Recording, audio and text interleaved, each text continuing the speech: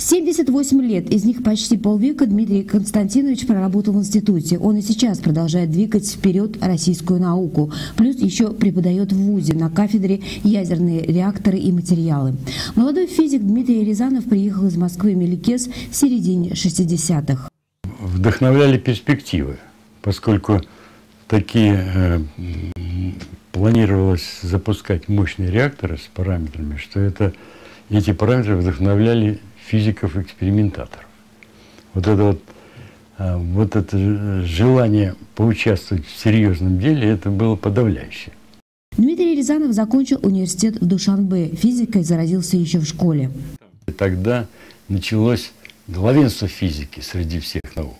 То есть она считалась фундаментальной, необходимой в стране. Ну, понятно, что это было связано с ее успехами, по крайней мере, в атомной энергетике. Но в атомную отрасль Дмитрий Рязанов попал не сразу. Сначала занимался астрофизикой, ведь открывалась эпоха космонавтики, в том числе изучение метеоритных потоков, а также измерением космических лучей. Затем учился в Москве в аспирантуре, тема залежа урана в стране.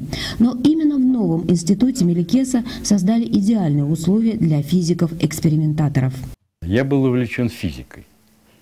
И здесь я столкнулся с условиями, когда можно делать все, что ты хочешь.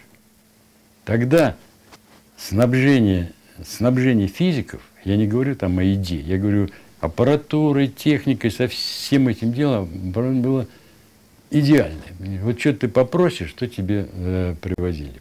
На счету профессора Рязанова более десятка изобретений. Знаний много, и ими хочется поделиться. А его воспоминания – это уже история отечественной атомной отрасли. Арина Макарова, Виталий Немов. Новости Димитровграда.